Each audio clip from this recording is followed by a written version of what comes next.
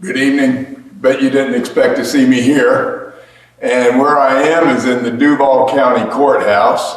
Well, actually right now I'm somewhere else because I couldn't be here this evening. But I'm at the Duval County Courthouse making this video. This is for those who haven't been over here, this is our fancy courtroom, or one of the two. And if you look over here on the sides, and Patrick will pan it, you'll see a lot of pictures of judges. One of these years, I guess I'll be one of those judges that are up there. Over here in this far back corner is my father, who was a circuit judge here, and my former law partner, Hans Tansler, who was a former judge here. And all of these pictures are people who were judges at one time or another in the courthouse. Anyway, this is where we are this evening, and I want to talk to you about where we left off. But let me tell you something right now. I know that you aren't going to actually get to ask me many questions tonight. Actually, none of you are going to ask me any questions tonight because I'm not there. So write down on your notes the questions you think you want to ask me when I come back to class the next time. We've been talking about discovery. Remember, there are multiple types of discovery. There's depositions upon oral examination. There's depositions upon written questions. There's written interrogatories.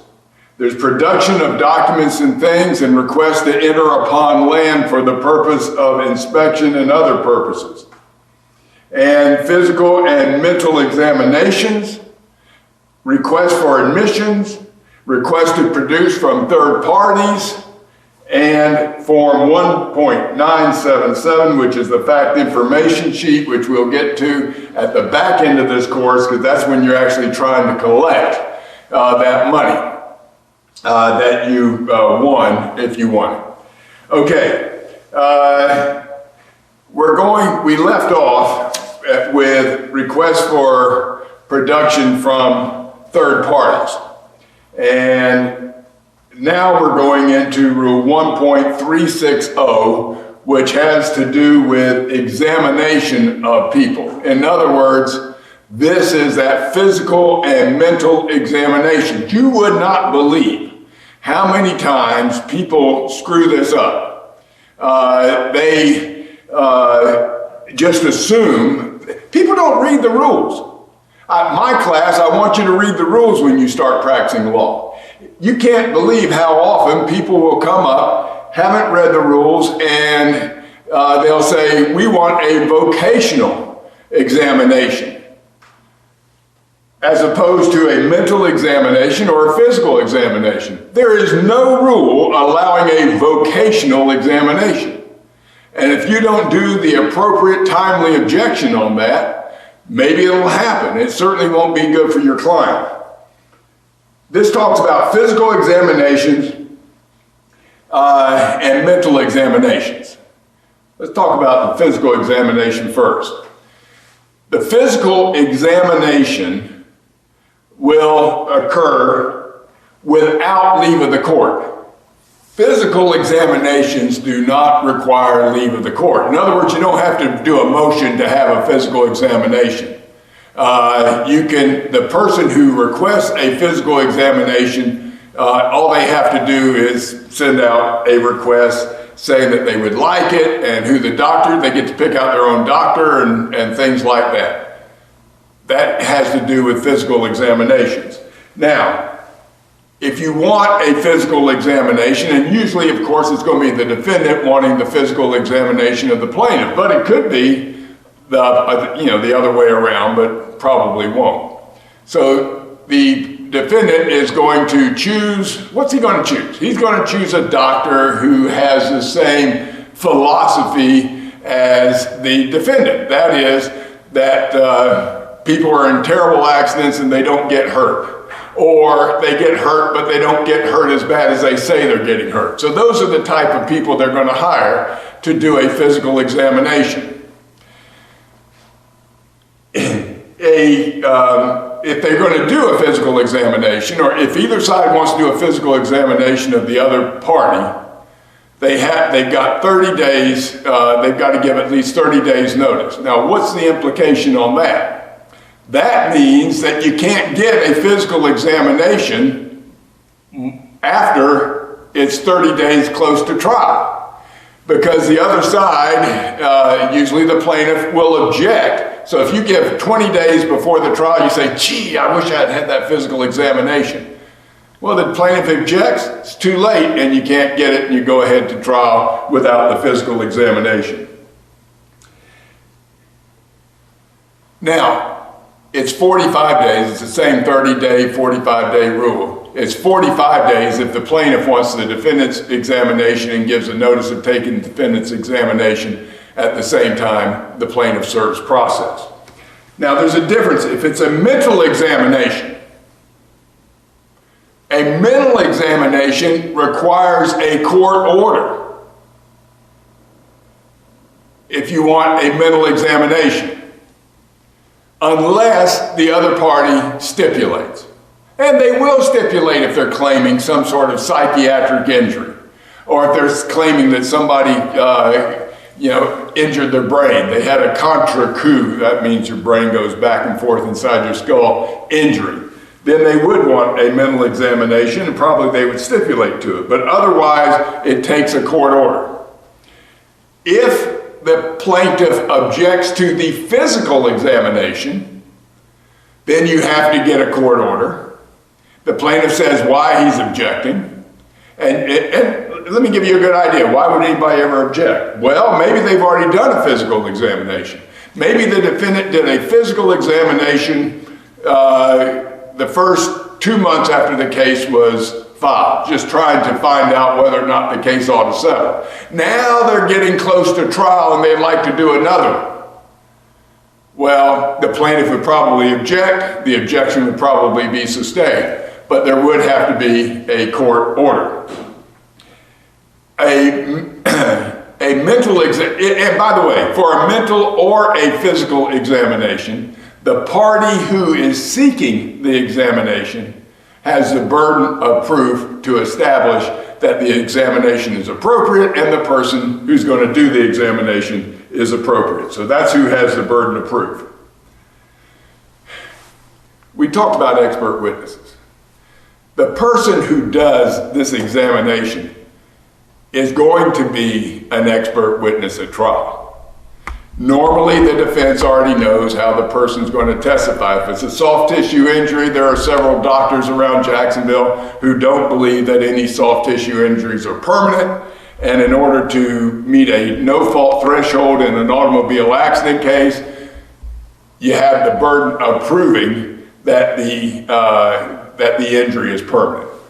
So they get a doctor who comes in who says it's not permanent. And not only that, they get a doctor who's very affable. They know that the doctor works well with juries, and so that's what's normally done. When I practiced law, I knew that the defense was going to ask for an examination, or when they asked for an examination of my client, what I would always do is they would set it up. Let's say they set it up for March 4th. They set up an examination for March 4th. I know the doctor's going to say that my client's not hurt very bad. He's going to say my client's not hurt as bad as my client thinks. So what would I do? I would arrange for my client to be seen by my own doctor, somebody I would choose on either March the 3rd or March the 5th. So that when their doctor testified as to the result of the examination on March the 4th, I could say, well, I got rebuttal from a doctor who examined within 24 hours of the same examination, and his examination found something different. Maybe March the 4th, the plaintiff was just having a good day. And so that's how I would do that. This thing is so cool. The examination. All other experts, remember we talked about work product and we talked about Rule 1.280, we were talking about work product. And if you hire an expert, that expert witness is work product, their opinions are work product. The exception to that is if there's an examination pursuant to Rule 1.360. That doctor who does the examination, either mental or physical, is open for either side to call as a witness at trial. So if they get a bad result, if somebody happens to get a bad result, that witness can be called by the other side. What I'd like for you to do, you remember I handed out that thing, that order setting the case for trial and for final pretrial? Go ahead and pull that out. I'll give you a couple of minutes to pull that out. If you haven't got it, share it with your buddy. The person who is sitting next to you can pull it out. Somebody, how about just showing it to the rest of the class what I'm talking about? It's the order that sets cases for trial and for final pretrial. I'll give you another minute.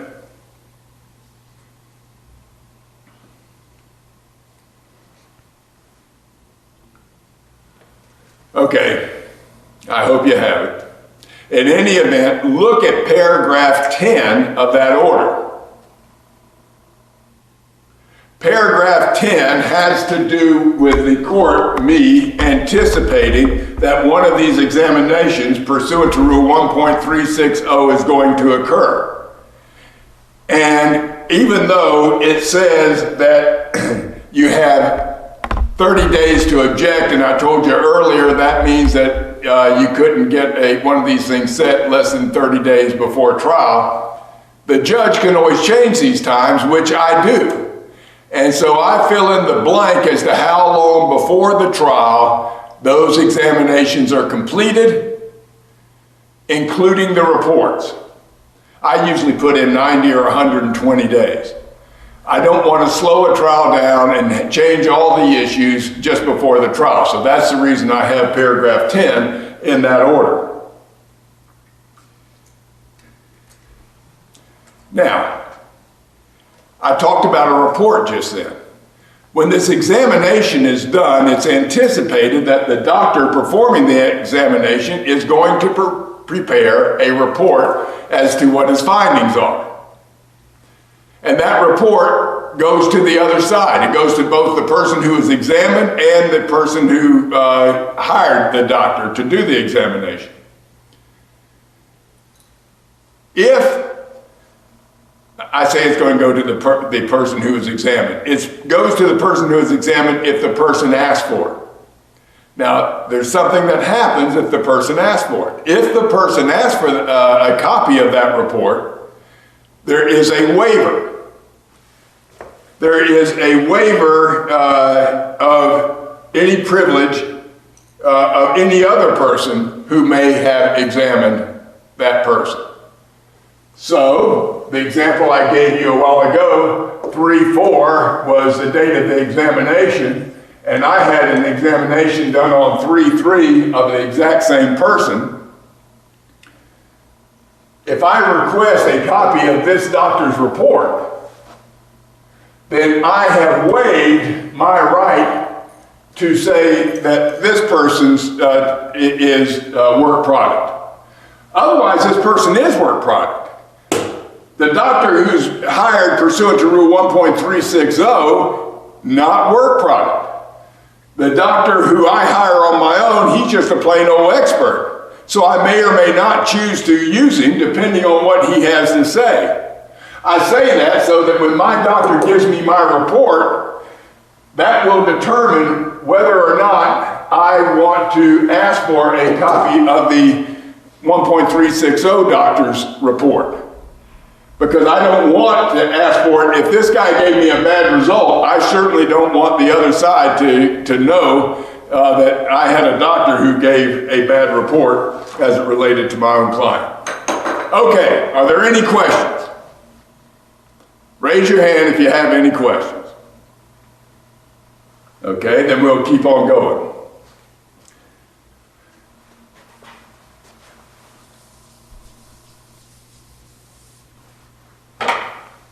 Rule 1.370 has to do with requests for admissions. You notice that we're going from one type of discovery to another. Well, we're getting now to requests for admissions, which is pretty much the last one. We've already talked about depositions upon written questions, deposition upon oral examination, request to produce, request to enter upon land, etc., etc. Now we're to requests for admissions. Requests for admissions are limited to 30 requests. Now, it used to be unlimited, it's now 30 requests. You can get more if you go and ask the judge, say, Judge, we need more than 30. And then the judge usually liberally allows it, especially if you use it for the purpose that it's used a lot for. And that is to authenticate documents. If you do one of the thoughts about requests for admissions is that they will be used to authenticate documents.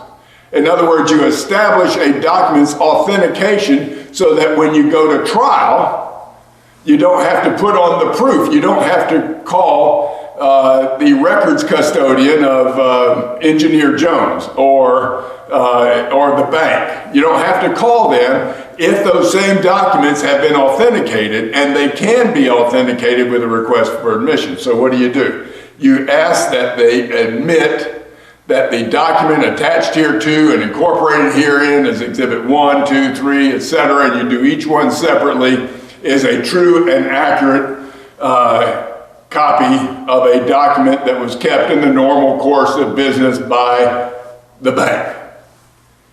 And in good faith, they should be answered yes, if that's in fact true. And if it's not answered yes, then the person who wants to put those documents into evidence later on has the burden of establishing the authenticity. What's the timeline for this? You have 30 days to respond to requests for admissions unless they were sent with the process, and then there's 45 days.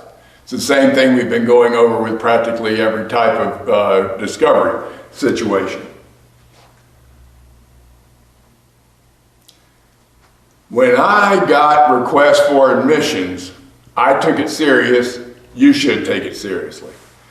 Because if you fail to answer within 30 days, it is deemed that the request is answered in the affirmative. So if the request for admissions is, please admit that you were careless when you entered the intersection of 8th and Main Street, and you just ignore answering that request for admissions, then it is proven. And it's proven for purposes like summary judgment, but it's also proven for purposes of trial. And a request for admission is like an interrogatory.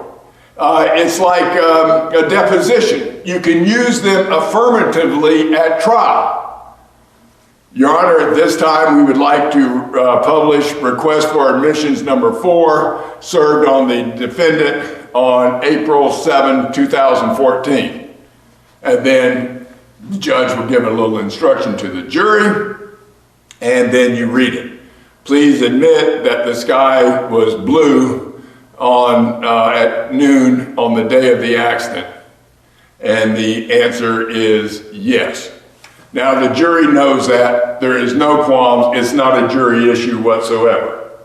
So all requests not answered are deemed admitted.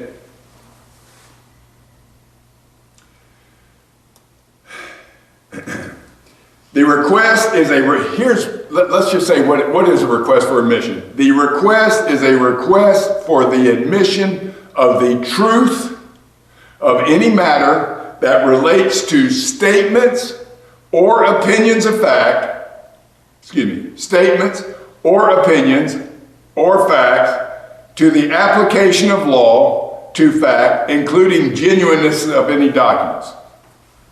If you're going to object, when you answer a request for admission, you're supposed to do one of three things. You're supposed to either deny it, admit it, or set forth in detail the reasons why you can either deny or admit.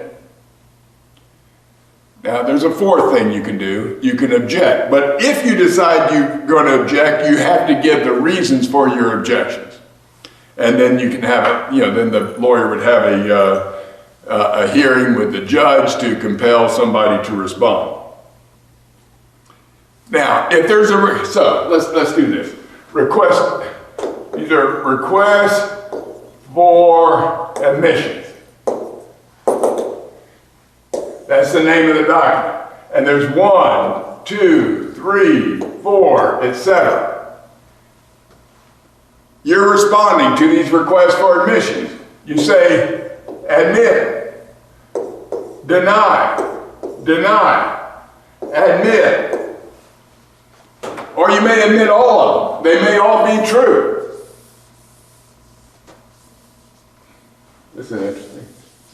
This is really cool. Or it may be one to admit this part, but deny remainder.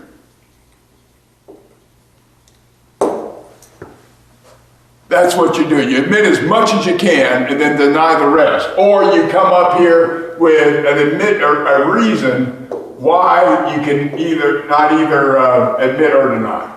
Give a reason, a good reason. Or you can object.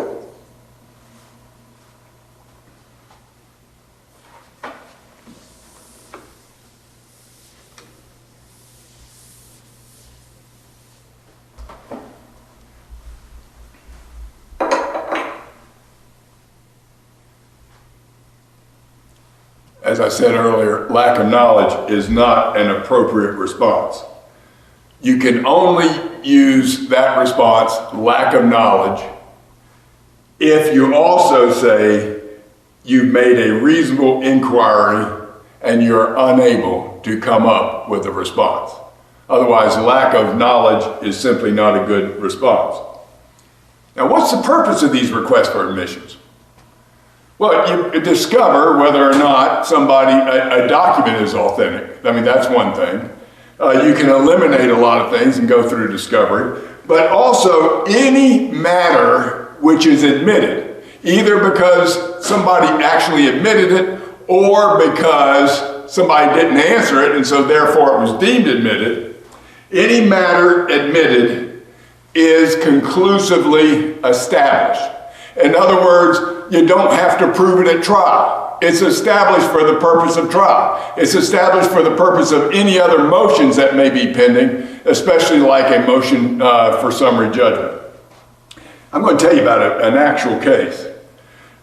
When they started having all these foreclosures, there are thousands of foreclosures. At one time, we had 20,000 pending foreclosure cases in Duval County, 20,000.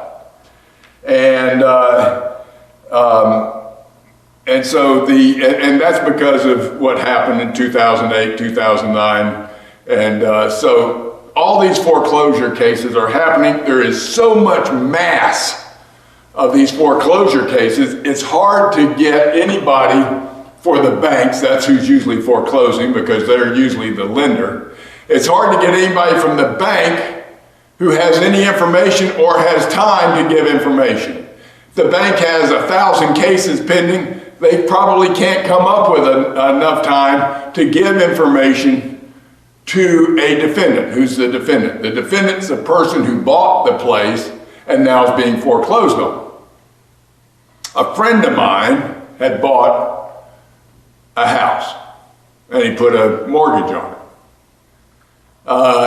And then he put another mortgage on it. He's not a dishonest guy, but the market took a fall in 2007, 2008, and he wasn't ready for that fall. And all of a sudden he was underwater. And he got a lawyer because one of the resolutions to a lot of these things is something like a short sale. Short sale means the bank takes less money in order to, and gives a deed for less money than what the mortgage is. So the lawyer tried to contact the bank to work something out. Couldn't get any contact with the bank. He'd call the lawyer. The lawyer said, I don't know, I can't give anything. I have to get my client's permission. Well, who's the representative of your client? I can't really tell you, but I'll get back with you. And he kept being pushed off. In the meantime, time is running on this foreclosure, and this friend of mine is going to be kicked out of his house. He's just trying to figure out a way to solve the situation. His lawyer, who's not one of these lawyers that does in bulk foreclosures, but understands property law, what does he do? He finally gets fed up and does requests for admissions. See what the banks did, the banks took all of these mortgages and they didn't want to file the mortgage one by one because there's always a charge by the clerk. And they were making so many sales of houses back from about 2000 to 2007, so many that they were bundling them. And they weren't filing the mortgages. They weren't filing the notes. And to the extent that they were, the notes, instead of being one note at a time, it might be 20 notes at a time. And then those bundles were bundled with other bundles. I mean, it was an amazing thing. And so they're trying to unbundle it, if they can, getting ready for the foreclosure. So my friend's lawyer sends out requests for admissions. Please admit that you never had a note. The bank ignored him. All he really wanted to do is get somebody to talk. Because he was going to say, how do you know that? Who's the person? So he said, okay, I still want to talk to him. He does a motion for summary judgment, that he's entitled to a summary judgment because the request for admissions is admitted because more than 30 days has passed and there was no admission. I'm telling you, it's a true story. They go to the hearing. And the lawyer for the bank says, oh my gosh, I'm sorry, Judge, can we put off this hearing? Can we continue it? And the judge says, okay, I'll give you another 30 days. I want you to answer these requests for admission. He said, it'll be done, Judge. 30 days passes. My friend's lawyer sets another hearing on a motion for summary judgment. In the meantime, the banks are hiring and firing lawyers representing them. A lot of them don't know much about the cases. They just got volumes of cases. They go in there and they said, Judge, we just need another 30 days. The judge said, you've had your 30 days. And based on requests for admissions that had just been ignored, they were deemed admitted, which meant that the note was deemed to have never been filed and was deemed to have never been in possession of the bank, which meant that the bank could not foreclose. And my friend, who had no intention of trying to get away with anything, saved $100,000 because summary judgment was entered in his behalf, wiped out the foreclosure case. When you get requests for admissions, pay attention. Now, if you have a case, a lot of times, like in products liability, the same thing will happen over and over again. I was certainly involved in a lot of those types of cases while I was practicing law. If you do a request for admission in the case of Jones versus Amsterdam Manufacturing, and then you have Smith versus Amsterdam Manufacturing, the request for admissions in the Jones case cannot be used in another proceeding. They can only be used in the proceeding in which they were made. So you can't use it for any other purposes except in the proceedings in which they were made. We finished talking about every type of discovery, so I'm going to get a sip of water.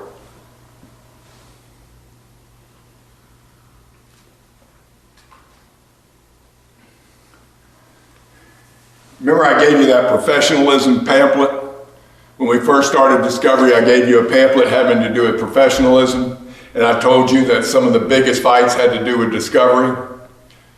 Obviously, since there are some of those big fights that you can read about because people don't follow that which is in that professionalism booklet, there can be consequences for failing to conduct discovery in good faith. In other words, there are sanctions. And Rule 1.380 begins the thought of what kind of sanctions are available for failure to make discovery. Let's talk about different types of discovery. Depositions.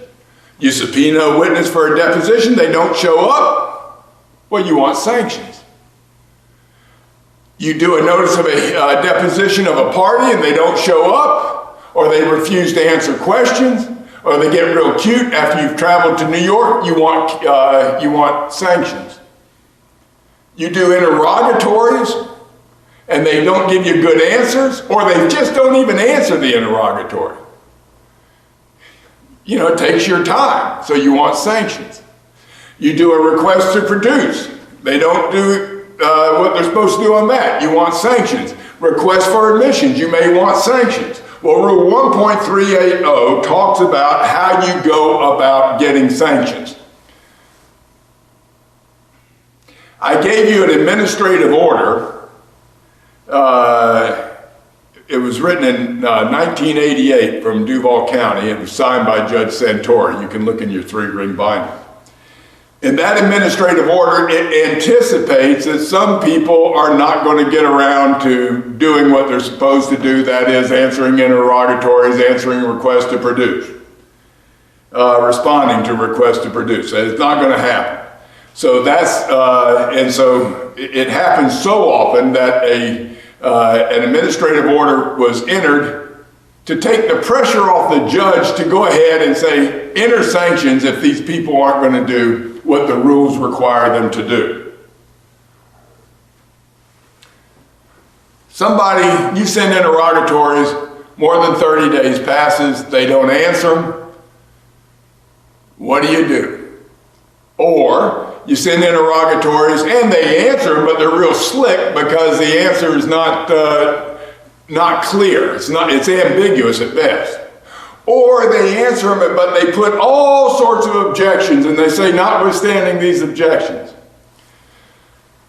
So what does the lawyer do? What is the motion? A motion is the application to the court for an order. So what type of motion do you do to take care of this failure to conduct discovery appropriately? It's called a motion to compel. Comes now the plaintiff and moves this honorable court to compel the defendant to answer the interrogatories, and grounds therefore would show that more than 30 days has passed since the time they were served and they have failed to answer. A lot of times when you had those hearings coming on, at the last minute, just as you're walking into the hearing, the lawyer who hadn't answered interrogatories or who had not responded to requests to produce, what do? Lo and behold, they come up with it. The day before or the day of. Well, in the meantime, the judge has set aside 15 minutes, a half hour, an hour to have a hearing. And so now the judge has a big shotgun hole in his calendar, which could have been used by somebody else who had a hearing that they thought was important also. So that administrative order that I gave you says that before you file a motion to compel, I want you to say in your motion that you contacted the other lawyer, you tried to resolve the issue with the other lawyer, you've been unable to do so. Because then if we have a motion to compel, or if they give it to you at the last second, we're going to issue sanctions. So if no discovery is provided, or if insufficient discovery is provided, a party may move for a court order called an order compelling discovery. Now, what court considers a motion to compel discovery? It should be heard by the court where the case is pending. In other words, in my court, it's heard by me. But there is an exception. I've already told you the exception. Raise your hand if you know the exception. If you are taking a deposition, a motion to compel a non-party deponent to answer questions may be made in any circuit court where a deposition is being taken. So if you're in Miami, if you can find a circuit judge to do it, they have jurisdiction to compel discovery.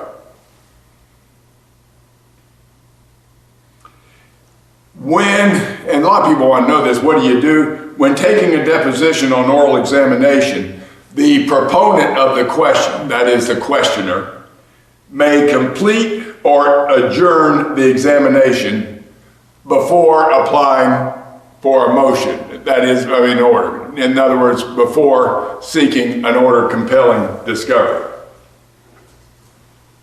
So what can the judge do? What are the options? The judge can deny the motion, the judge can grant the motion, or the judge can do it in whole or in part, and the judge can also issue protective orders. Oh, judge, we don't want to do it, it's a trade secret. Okay, what I'm going to do is I'm going to enter a protective order. It doesn't go beyond the lawyers and the lawyer's own expert. If it goes anywhere else, everybody's in trouble. So Coca-Cola gets to keep their formula even though somebody else got to find out what might have been in it. In discovery, evasive answers or incomplete answers are treated as a failure to answer. And the reason that's important is because you might want to seek sanctions for evasive or incomplete answers. So what are the sanctions?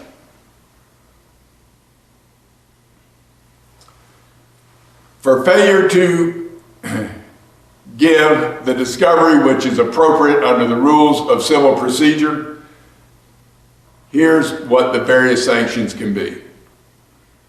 Failure to comply, first of all, there's a motion to compel. Now, they aren't only ignoring the rules of civil procedure, they're also maybe ignoring a court order. If they've ignored a court order, a sanction may be contempt. That would be civil contempt most likely, but it may be contempt. 2, a failure to comply with an order the court may enter an order that matters regarding certain facts shall be taken as established for the purpose of the case. In other words, somebody won't give an unambiguous answer and just refuses no matter what. Okay, so you go to the judge and you say, Judge, we want the sanctions. They won't give us the answer. This is the answer. We don't want them to ever change that answer. This needs to be proven so that we can just read what the judge's order says to the jury. The judge can do that. That's one of the options. A third option is that the judge may prohibit a party from using certain evidence at trial. It's an expert witness, but they just aren't going to give that expert information. The judge can say, okay, you didn't get it, now you don't get to use that expert witness. So, and the evidence from that expert witness. So a failure to comply can result in an order that prohibits a party from using certain evidence. Judges have a lot of patience, but if somebody just keeps on not responding to discovery that a judge compels, can cause a judge to strike the pleadings. Now we know what the pleadings are: complaint, answer, reply, counterclaim, answer to counterclaim, reply to the answer to counterclaim, cross-claim, answer to the cross-claim, reply to the answer to cross-claim, third-party claim, answer to third-party claim, reply to the answer to third-party claim. What happens if the judge strikes the complaint, the pleadings of the plaintiff? The defendant wins because there's no pleading. What happens if a judge strikes the pleadings of the defendant? The plaintiff wins because the defendant hasn't responded, therefore it's a default, and so the plaintiff wins. That's a pretty harsh penalty. A judge can dismiss a case for failing to comply with discovery. A judge can stay the case. That means just put it on hold. He can stay the case until his order is obeyed. Now, plaintiffs don't get paid until the case is over. So if the court stays that case, the defendant is winning. We know, who remembers why a defendant wouldn't mind the case being stayed? Raise your hand. The judge can default a party for failing to do discovery. And here's the one that's done the most often. The court can award costs and attorney's fees. On multiple occasions during my career, I took depositions out of state and got there, and the defense or the plaintiff, if I was on the defense side, got me way up there, and they produced witnesses who didn't have the information that we had planned on. So I'd come back and I'd ask for sanctions. I remember, for example, I had a case where I was suing Ford Motor Company, and I had done the notice of taking deposition with the designated areas of inquiry, request to produce a deposition, similar to what I handed out to you folks earlier on in this course. And so we got over to Detroit. But before we got there, the defendant objected to a lot of things on that notice of taking the deposition. So we had a hearing before Judge Shepard. And Judge Shepard ruled on various things, and so we went to Detroit knowing what we were expecting to get. It was a case where I was suing. There was a little clip, a little plastic clip that hooked into the engine compartment of a car, multiple different kinds of cars that Ford manufactured. It's a clip that held, you know, those rods that hold up the bonnet or holds up the hood of the car, and then you pick the rod up and you stick it in a little hole here. Well, it's anchored in that engine compartment by a little plastic piece, which after a while became brittle. My client, working on the car, it becomes brittle, it's running a little bit because he's trying to do some things, falls down and hurts his back. That was the facts of that case. So anyway, we go up to Detroit to take the deposition, and lo and behold, the defendant instructs the witness not to answer a lot of the questions. So I come back and I move for sanctions. Judge Shepard was a little bit irritated. He had spent a long time on the hearings on this thing, and he said, "I thought I ordered you to do this." They said, "Well, Judge, we sought certiorari, which is an interlocutory type appeal on this. So that wasn't final, and so that's the reason." The judge said, "Oh, you did? Hold on just a minute." And he pulls out an order that he had received the day before from the First District Court of Appeal, affirming him or denying certiorari. And he said, "Okay, how much do you want, Mr. Boyer?" And, you know, I told you I flew first class, and I was staying in some nice place. I don't know what hotel, but I stayed in a nice place, ate good restaurant food. I got all of those costs and the amount of time that I had on attorney's fees. Anyway, this is back in the late 80s, early 90s, and he awarded $14,000 worth of sanctions. Now that nowadays, that may be $40,000 or $50,000 worth of sanctions. So we went back to finish that deposition, and I'll never forget, we finished, while in the middle of that, going forward with that deposition, I know this is a war story, but I got to go ahead and finish it. While we were finishing the deposition, a guy from Ford asked if he could meet with me separately.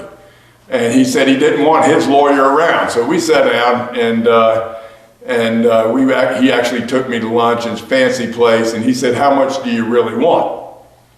And I gave him a number. He said, "That'll settle it?" I said, "It'll settle it." He said, "Okay, we're settled." So we settled the case right then for about 2.5 times what I would have taken if we had gone through some sort of mediation. But anyway, it ended up, because they didn't want this information around the legal world about this part that was obviously failing. But he said, "Now, how about doing a thing, how about asking the judge that you won't tell him you won't collect those sanctions that he awarded?" I said, "Those are the judge's sanctions. That's not up to me." He said, "Well, will you oppose, if the defense lawyer asks that they be set aside, would you oppose that?" I said, "I won't oppose it, but I won't join in them." He said, "That's fine." We went there in front of Judge Shepard, and Judge Shepard said, listened to his argument, and he said, "What do you think, Mr. Boyer?" I said, "Well, I told him I wouldn't take a position one way or the other." He said, "Well, either you take the money or I'm going to give it to charity." So I took the money. In any event, those are another sanction. That's the most usual sanction, costs and attorney's fees. Remember we were talking about requests for admissions? It used to be everybody understood that if somebody denied a request for admission, we always knew that you could read to a jury an admitted fact. You meant that the light was red. That always could be read to a jury. And it was pretty much thought that if you could read the admissions, then you could read the denials. But that's not the case. A case came out in the mid-80s saying, no, you can read admissions, but you cannot read denials. So that made, with impunity, people denying all requests for admissions.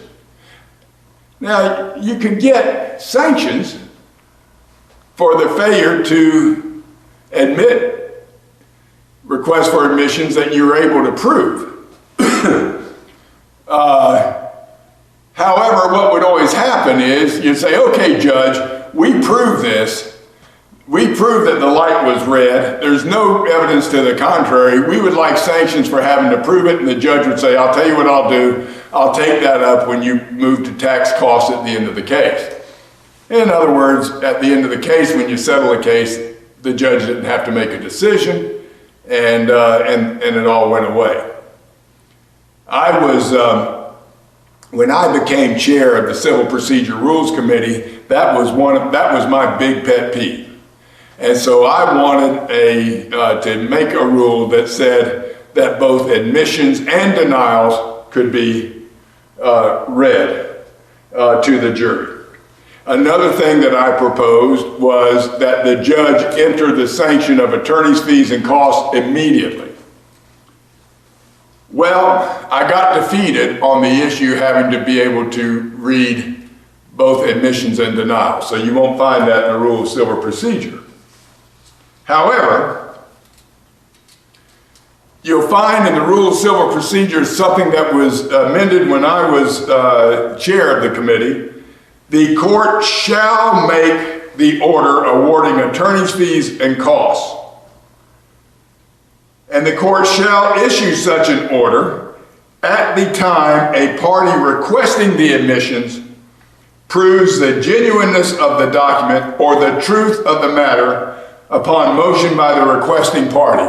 In other words, you read that to the judge and you say, "Judge, you've got to rule on that now. We are entitled to attorney's fees. They denied everything. We're entitled to attorney's fees, and we'd like you to go ahead and order it now and make them go ahead and pay it." And so that is something that I can say truthfully is something that I started.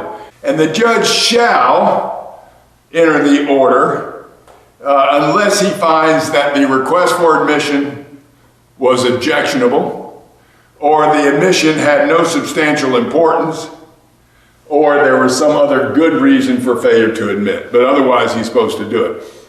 Go back to my law part. Let me get another drink of water.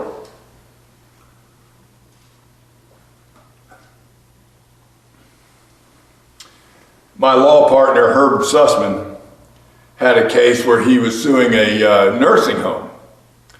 And and he thought that the nursing home was the negligent party. But the nursing home raised something called the Fabre defense. Remember, I handed out Fabre, third-party, non-party defense. So he had sued patient versus nursing home. And then after patient versus nursing home, they raised the Fabre defense. So he filed an amended complaint saying patient versus the nursing home and the doctor, because they blamed it on the doctor who was at the nursing home. Well, now Sussman never thought that it was really the doctor's fault, but he couldn't leave it out there because of Fabre. I told you, Fabre has created more litigation against doctors than anything that I can think of, and you talk to other people and they'll agree with that. Because you've got a short statute of limitations, you got to do it quickly, and so anyway, he sues the doctor. He goes to trial, and at trial he gets a verdict against the nursing home,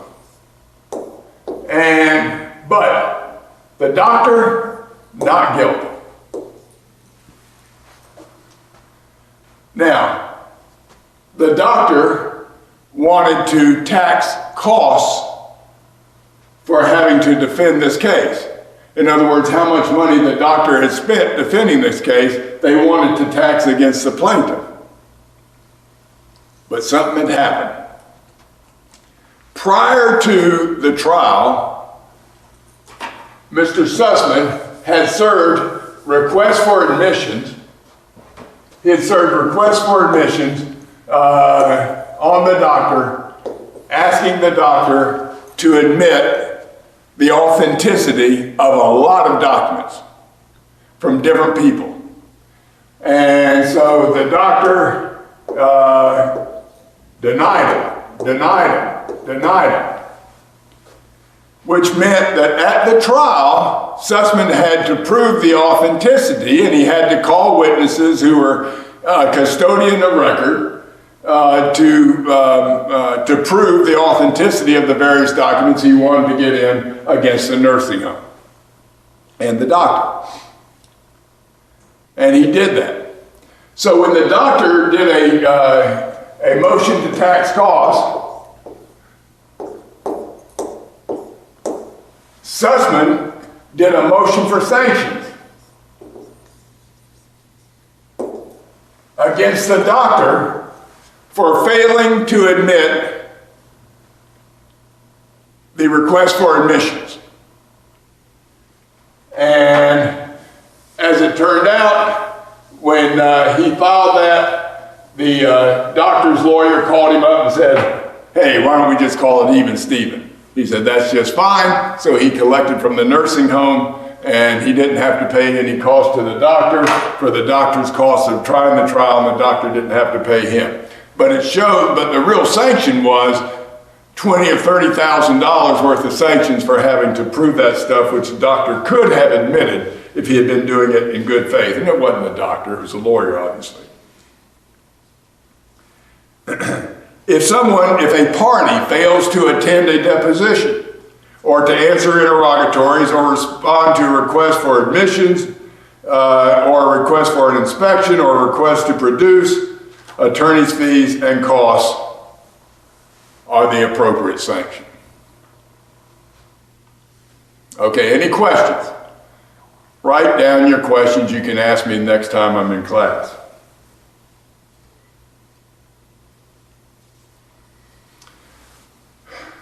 You've heard of Rule 1.390 previously. You remember when? It was when we were talking about Rule 1.280. That's the rule of discovery. It's the first rule of discovery that we took 2.5 nights on.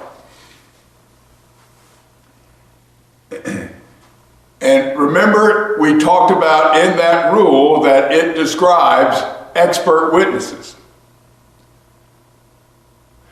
And it refers to this rule, 1.390, for a definition of an expert witness.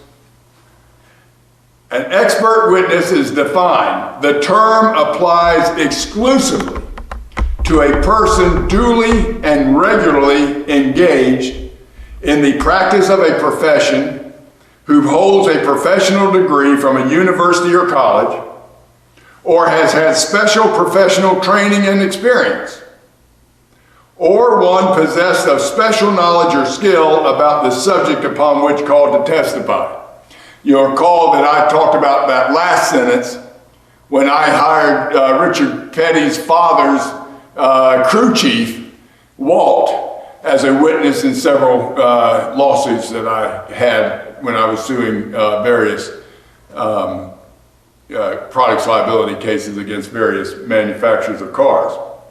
I also told you about the guy who was the lawnmower guy who repaired lawnmowers, where the bar had fallen off right next to the chute of the lawnmower, and when they came back around it shot out and hit his daughter in the calf and did terrible damage to her. He was an excellent expert. So that's one way, is just by that type of experience. The other way is to have the various degrees. A lot of this, by the way, having to do with an expert, is now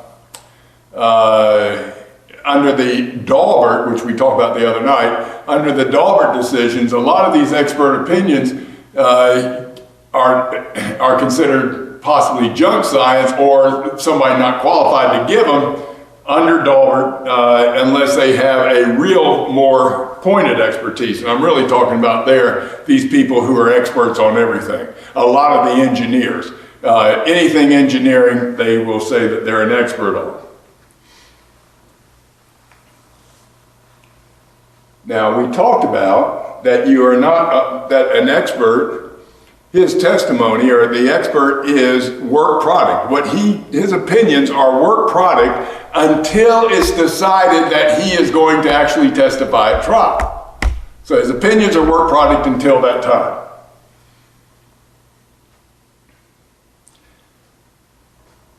How do you discover the opinions of the expert? You're allowed to discover the opinions of experts, but not until they're going to be testifying at trial, with the exception of the 1.360 people, that is the professional examiner, the person who does a physical exam or a mental exam. Other than them, you can discover it in two ways. One, you can discover the opinions of experts by interrogatory. Two, you can discover the opinions of experts by deposition.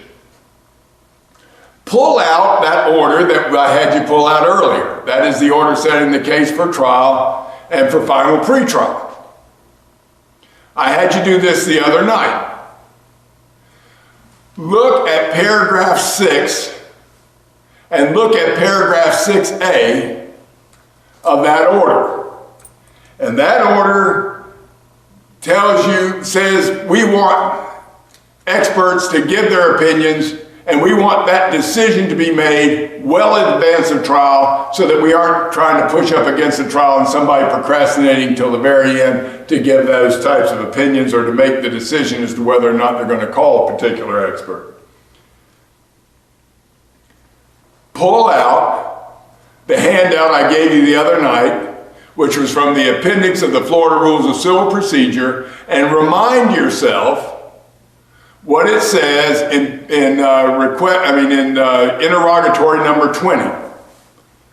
That interrogatory number 20 is an interrogatory regarding getting information about the opinions held by experts. So it is done by interrogatory. That order I showed you follows that interrogatory.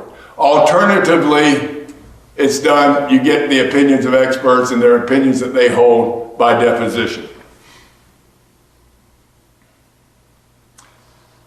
Now, an opinion of an expert can be taken at any time before the trial, but they can be expensive. And that's the reason. Remember when we were talking about the use of depositions, that we said that depositions can be used for impeachment, for discovery, and affirmatively. And if they're going to be used affirmatively, some condition has to exist. Remember that? Either the witness is dead, the witness is 100 miles away or farther, or the witness is out of state, or the witness is unable to testify because of age, illness, infirmity, or imprisonment, or the witness is unable to be subpoenaed, or if there are exceptional circumstances that you can convince the judge of, or if the witness is a party to a lawsuit or the representative of a party to a lawsuit, like the designee at a corporation, at a deposition of the corporation, or if the witness is an expert witness. So an expert witness can be called to testify at trial by deposition. So depositions of experts may be used at trial regardless of the place of residence, or regardless of where the witness is, or whether the witness is within 100 miles or out of 100 miles, in and out of the state. He can be right across the hall in the courthouse. And it's not necessary to do a special notice that the deposition will be used at trial. It's just understood by lawyers when you're taking the expert witness's deposition that it may be used. I handed you some depositions, and one was a deposition of Dr. Graham Smith.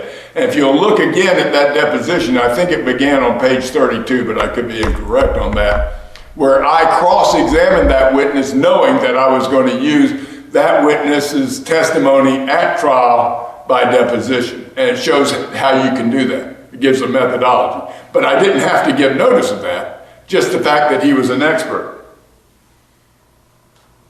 And expert witnesses are allowed to be, and are required to be, well, if he wants to charge, unless he just wants to waive his charges, the person taking an expert's deposition has to pay him a reasonable fee.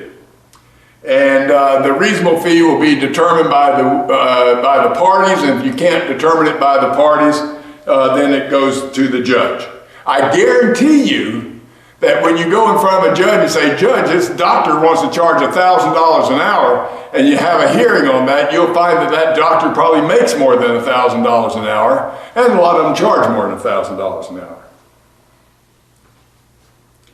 Now, the fee is paid, as I said, by the person who's taking the deposition. But that fee becomes a cost. In other words, it was part of the cost of litigation. So if I took a